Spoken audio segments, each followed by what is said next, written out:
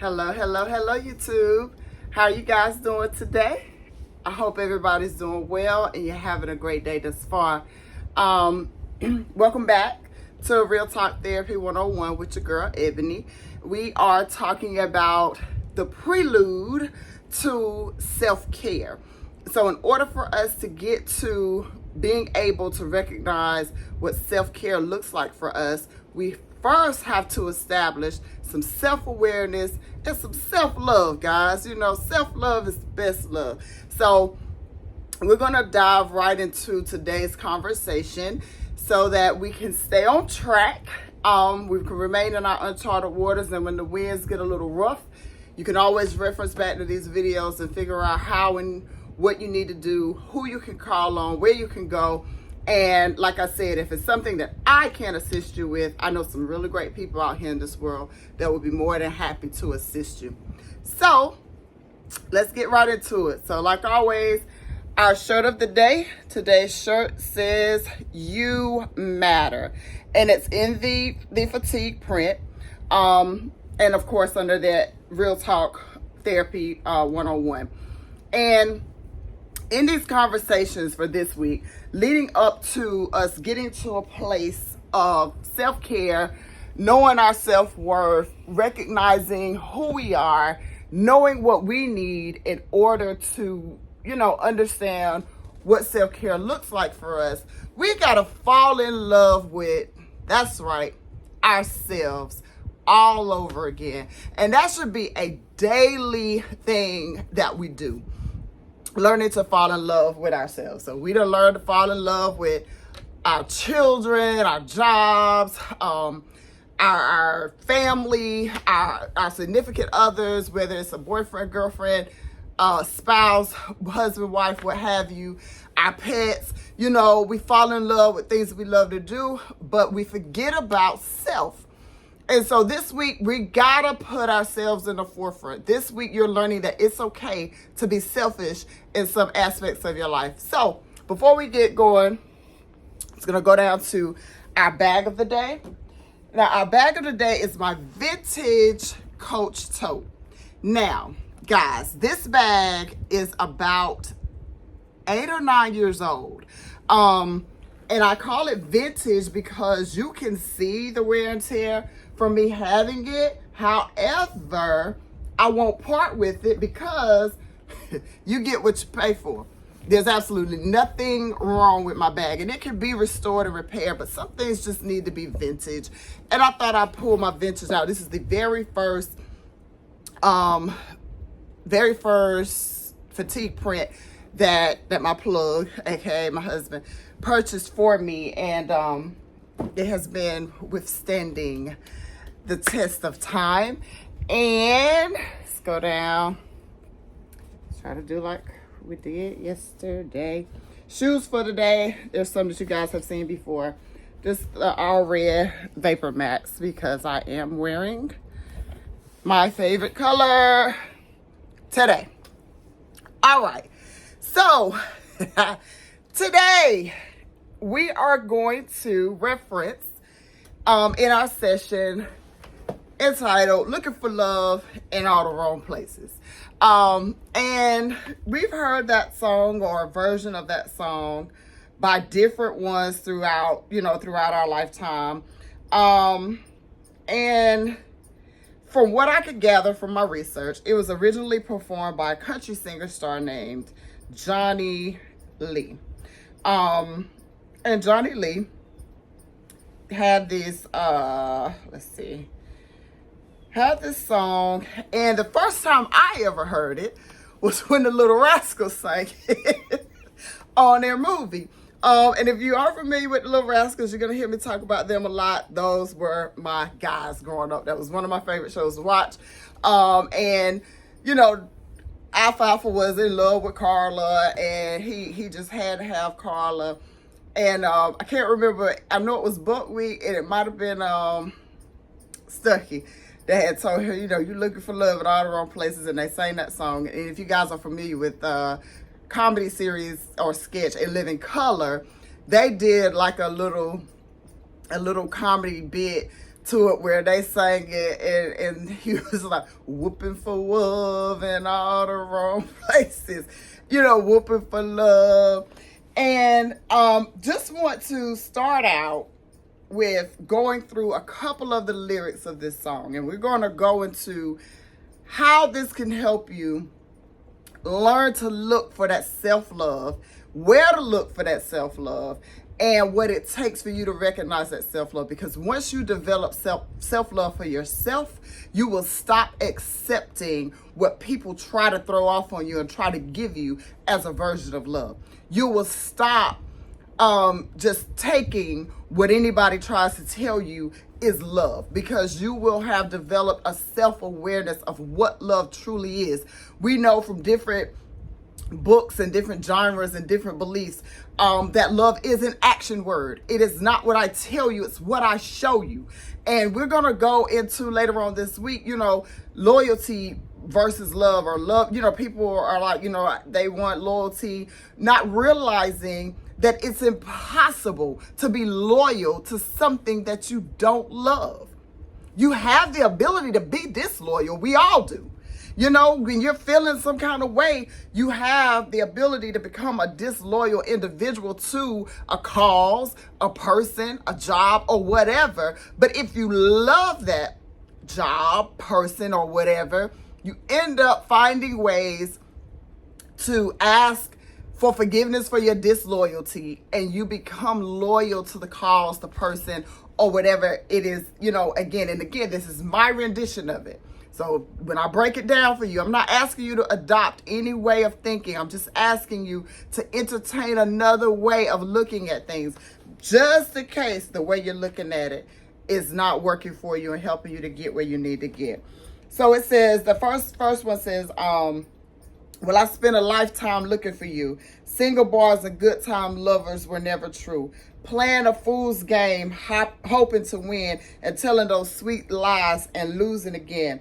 I was looking for love in all the wrong places.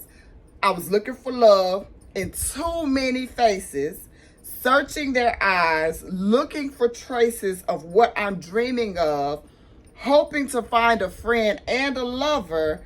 I'll bless the day I discover another heart looking for love. Then he goes on to say, and I was alone then, no love in sight. And I did everything I could to get me through the night. Don't know where it started or where it might end. I turned to a stranger, just like I would a friend. Now, y'all already know your girl got to break all of this down. In order to know what type of love we need, we feel like we deserve, or what works for us, we have to create it. Because remember, we're individuals. What I need to feel love could be completely different from what somebody else needs to feel love. How I show love is not going to look the same way as you showing love. And I had to learn to see that when I thought I wasn't getting what I needed to be fulfilled in certain situations, I was looking for the individual or the job or the church or the friend to be just like me. And that's not fair.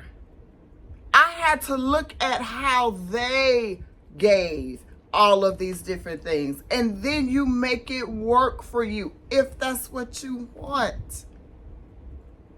But you don't know what you want if you haven't taken the time to get to know yourself. I want to challenge you guys, take yourself on a date. Get dressed up. Go out to eat. You've heard me say this in an earlier episode. Take your phone if that's what would help you feel comfortable.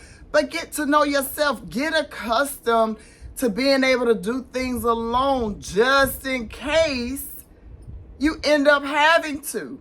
Are you going to stop going out to eat at restaurants because you don't have anybody to go with you? I remember, and I feel so good to be able to say, I remember back in my day, or back in the day now, when I used to want to go to the club. And none of my other friends wanted to go. So if they didn't want to go, it didn't stop me from going. I'd get dressed, get in my car, and I'd go.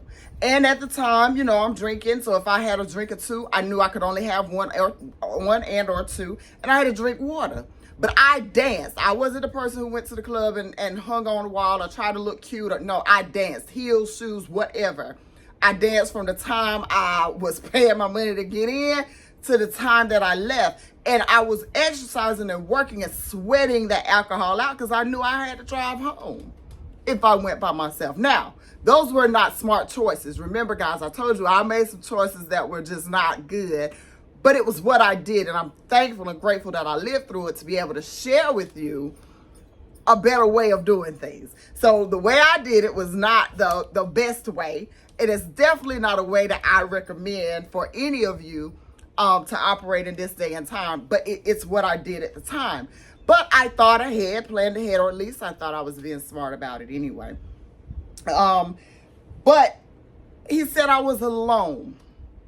When you start looking for love in all or too many different faces, you're never going to find what you're looking for because you didn't take the time to look at the one face that mattered the most, and that's yours. How often do you build yourself up? How often do you tell yourself how much you love you? How many times do you do something that's just specifically done for you? How many times do you stop and believe it or not, when we're growing, remember, going through those phases of life, we're taught that if we do something just for ourselves, we're selfish. It's a lie. You've given your 40 hours or your 30 hours or how many ever hours you've given that to that job. You have spent your time with your family. And if you're a wife, whatever the role is that you play, whatever the household, is designed for, when you've done all of that, when is it time for you to say, okay, I just want to be able now to sit back and watch Ratchet TV?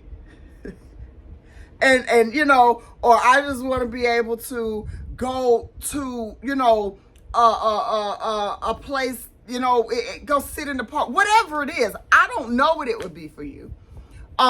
But you have to discover what it is for you, and you have to discover it at different phases in your life. Things that I used to do back then, I don't enjoy anymore. For example, I still love to listen to music and dance, but not in a nightclub setting at all.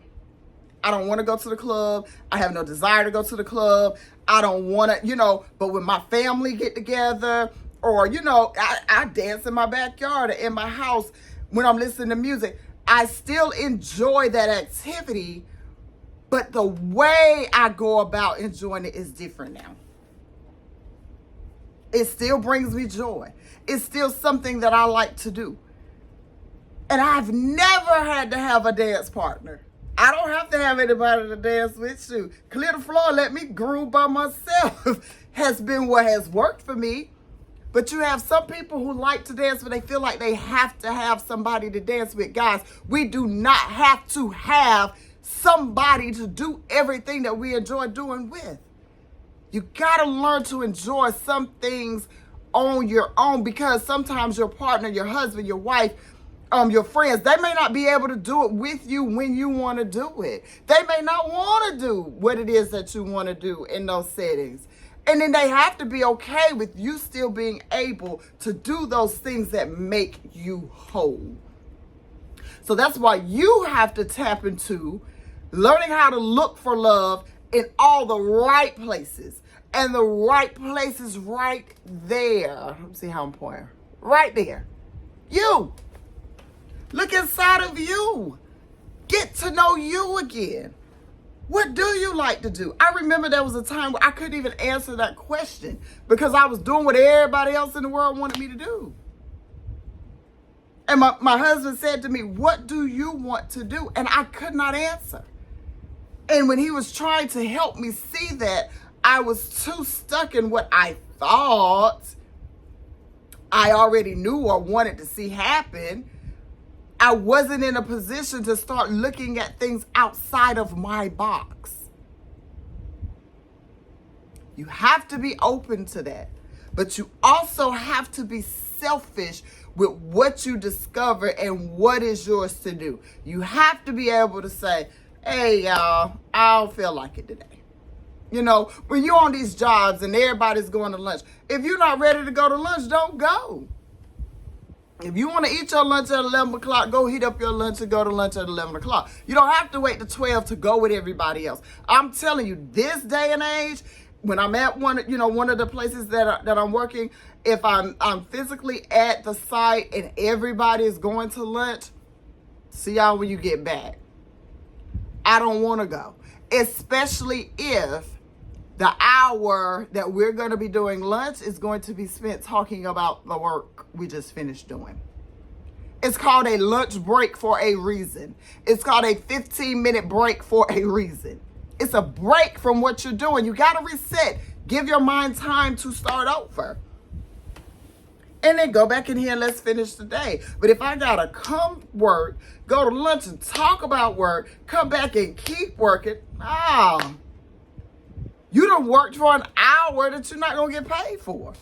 You done work during your break and the people talking to you ain't going to compensate you, let alone pay for your lunch. But at any rate, he says, I was looking for love in all the wrong places, looking for love in too many faces, searching their eyes. When we start going from relationship to relationship, friendship to friendship, when you are doing these things without taking time to heal and get yourself back in a good place, you end up taking baggage from that last friendship or that last relationship, or you take baggage from that last job because you haven't, how many of you guys take the time to stop working somewhere and instead of giving yourself a little mini vacation, let me take a week in between and then start this new job? No, you give your 2-week notice and you stop on a Friday and you on somebody else's clock on Monday. Gotta stop that. Give yourself time to reset, because if you take that break, you're giving yourself time to deprogram from that job that you left so that you don't take what we're doing over there into this new place over here. You can't do that, because then you'll end up wreaking havoc on a new job and you mess around and don't have no job, and then you're right here looking crazy. But I digress, because we're looking for love. And we're not looking for it in the wrong places anymore. Self-love comes from within. When you first get up in the morning, whatever your first conversation is, I used to get up, and mind you, the key word is used to. And as I'm speaking on it, I can start beginning to realize what I need to start doing again. I used to get up a whole hour earlier before I needed to start getting ready for work. I would get up at 6 o'clock in the morning so that I could have from 6 to 6:30 to just get my mind together. It take me a little time. I'm fuzzy in the morning. I don't know about nobody else, but just get my mind together.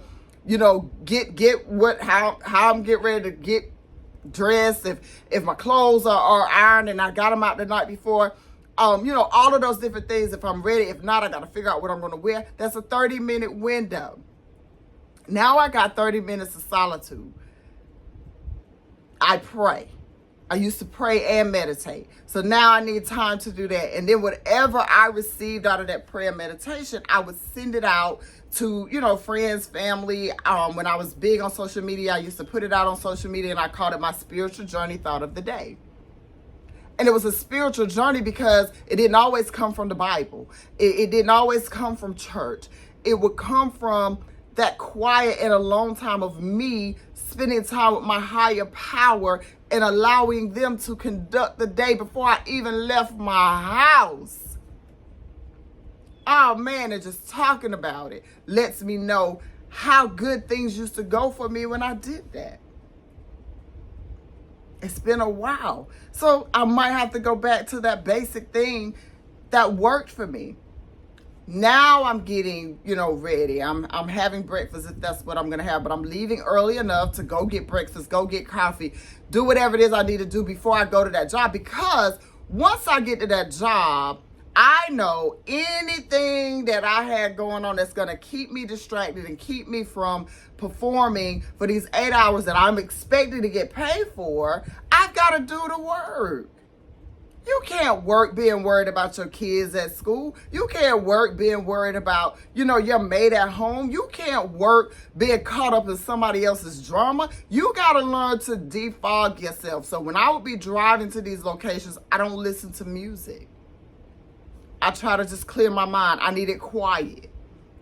And that's what works for me, because I had to learn that self-care and that self-awareness. So you got to learn what works for you. Now, I used to listen to my music, and I'm listening to Shoot 'Em Up, Bang Bang, Tupac. Before I get there, I'm already rowdy, and bout it. Before I even clock in, and somebody say good morning, I'm like, what? Say good morning to me? It ain't no good morning. I can't go into people's job like that. Or I'm listening to some sad music and I'm crying and I'm coming in here and they, good morning, oh, ain't nothing good about it. Come on now. We cannot go into the workplace that way, because we expect to get paid, but you want to waste. And I'm going on a whole nother topic. But self-awareness is what it is. We can't go in these people's job wasting time and want to get paid. Okay, let me come back. We're looking for love. And we're going to stop looking for it in all the wrong places. And so, in wrapping this thing up, so I want you to go back and find the song, Johnny Lee, or whoever you've heard singing before. Look at the lyrics, decipher it.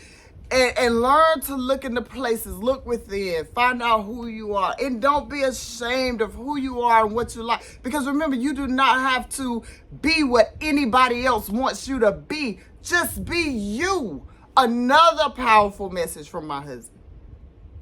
Ebony, just be you. And those of us who love you are going to be here. We've learned to tolerate you. We know that when you get mad, we know how to operate around you. And that just gave me something just came back to me too, y'all. Yesterday when I was looking at the video, I said, Lord, I was talking about the Emoji Movie, and I had to change Gene's name to Gary at the end. I don't know how many of y'all caught that, but that character was named Gene, and at the end I'm talking about Gary, and Gary is SpongeBob's pet snail on SpongeBob. We're gonna talk about them at a later time, but that I was like, oh my God, I am really becoming my parent, because I done gave a whole other name to one person. But anyway, everybody knows how I am. Whether I'm happy, sad, tearful. And those that love me have not stopped loving me because of that. And you can't be afraid to be who you are because you're afraid that people will stop loving you. Because if you love you enough, you'll recognize that wasn't love anyway. If who I am is not good enough for somebody else, then that's on them. Because it's good enough for me. You gotta get to that place. It was another song lyric that comes to mind. I tried my best, but I guess my best wasn't good enough. Who cares? If that's your best, it's good enough for you. And it's good enough for somebody that's going to appreciate and tolerate all the parts of you. Remember, none of us are perfect. That's an unachievable goal. You can't be perfect. You can be really good at some stuff. You'll never be perfect because you're gonna miss a shot. You're gonna, you're gonna fall short of the goal sometime or another. And so in wrapping this thing up today, the other song that I want to look at is Sting, The Police. Love Sting, huge fan. And one of my favorite songs is Every Little Thing She Does Is Magic, and everything she do just turns me on. Even though my life before was tragic, now I know my love for her goes on. And he's talking about this female. But there's a line in that song where Sting says, there's a big enough umbrella, but it's always me that ends up getting wet. And what I want you guys to take from that line is, when we are showing and giving our love to others. If I'm out there in the rain with you and I have an umbrella and you don't, and the umbrella is big enough for both of us to get under there, if I'm willing to shelter you, I need you to be willing to say, Ebony, get up under here too. If I'm keeping you from getting wet, I need to know that you care about me getting wet. But if there's somebody who's willing to let you shelter them from the rain or the sun or whatever you use the umbrella for, and they don't care enough for you to get up under there too, especially if the umbrella is big enough, that's not your people. That's not your person. That's not your friend. That's not your your loved one. That's not who or what you should be looking for. Make sure that the umbrella is big enough to protect you and somebody else if you want to protect them. We're always trying to put others first. Sometimes in some situations, you gotta come first. So when it comes to self-love, you're able to recognize, hey, this umbrella big enough for the both of us. So I'm gonna put this umbrella up, and me and you not gonna get so wet, because it can only protect you from so much. But he in the song thing is talking about all the things that this girl does and how much he loves her, but the umbrella is big enough for him to cover her, but she's letting him get wet. Guys, we can't love anything in this world or anybody in this world more than we love ourselves. It's disastrous. Nothing good will come of it. So, thank you so much for joining. If this is your first time here on Real Talk Therapy 101 with your girl Ebony, we want to ask you to please come back, subscribe, like, share, comment. Go on this journey with us as we discover new and exciting things about ourselves to help us get through those uncharted waters where we've been stuck and we didn't know what to do because mentally we had nobody to help guide us or pull us out of the pits of depression, anxiety, addiction, any of those things. And I definitely want you guys to know that when you're looking for love, quit looking for it outside of where it originates. And that starts with you. Good book that I read and follow, and like I share about my higher power, my Bible tells me to love my neighbor like I love myself. So if I'm no good to my neighbor, I'm no good to myself. And that's what I take from that. So whatever your rendition of that is, or whatever, your thought on that is that, you gotta be able to love yourself enough to know what it looks like when it's being reciprocated. And reciprocated is just a fancy word for when it's being given back. No relationship should be 80-20 all the time or 60-40 all the time. Sometimes a lot of times it should be 50-50. We may have to carry the weight from time to time, but you shouldn't be the one carrying the weight all the time. Find you somebody that balances you out. You just can't have my somebody. Now I got mine. I'm here to tell you, go to war. But just make sure that you are in tune with who you are, so when you meet that person, you'll know if these friendships and these relationships are worth fighting for. And always know that you're worth the fight. You're worth fighting for. You got to fight for yourself a little harder than you would for anything else. And that is not selfish. That is self-love. It is self-awareness. It's self-preservation. It's self-protection. And we have to get to a place where we know the difference. All right. Until tomorrow. Remember, you matter. Told you guys, you matter to me. You matter to this world. You were created for a specific purpose. Never forget that. You're not just here by circumstance or happenstance. You're not just here just because. You have a purpose, but you have to tap into it. I don't know what it is, but I'd love to talk to you about it so we can try to help figure it out. So until next time, you guys have a good one, and we'll see you later.